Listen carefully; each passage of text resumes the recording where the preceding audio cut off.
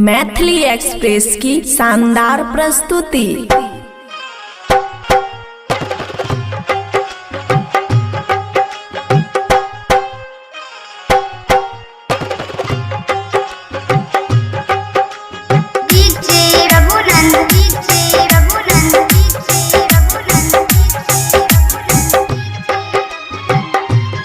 खुशी recording studio बलुआहा।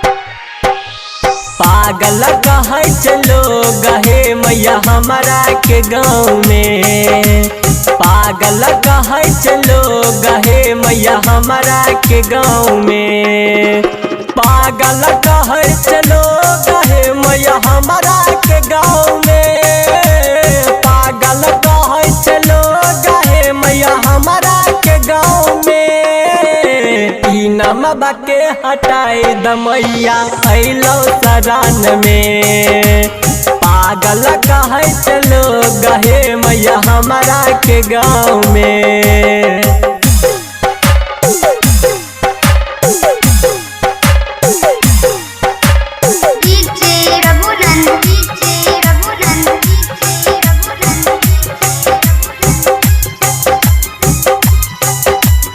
खुशी recording studio बलुआहा। जे रोते आब छदर पे तो ओकरा के हंसाबै छो। इहो गरीब बच्चा पर तनका ध्यान दे दहो। जे रोते आब छदर पे तो ओकरा के हंसाबै छो। इहो गरीब बच्चा पर तनका ध्यान दे दहो।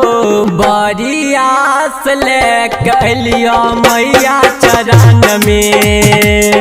पागल कहे चलो गहे मैया हमारा के गाँव में।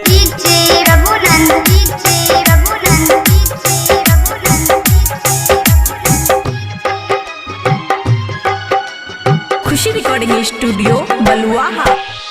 कम देव दीवाना के मैया नहीं दै छै कोई साथ हे। सब कोई मारे छै ताना रोबै छै दिन रात हे। कम देव दीवाना के मैया नहीं दै छै कोई साथ हे।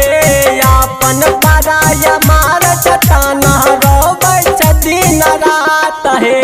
सौरभ के चैन मिले न मैया एको ठाव में। पागल कहे चलो गहे मैया हमारा के गाँव में।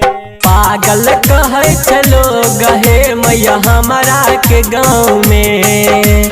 पागल कहे चलो गहे मैया हमारा के गाँव में। पागल कहे चलो गहे मैया हमारा के गाँव में। पागल कहे चलो गहे मैया हमारा के गाँव में। नमबा के हटाए दमैया अलो सरान में। पागल कहे चलो गहे मैया हमारा के गाँव में। खुशी रिकॉर्डिंग स्टूडियो बलुआहा।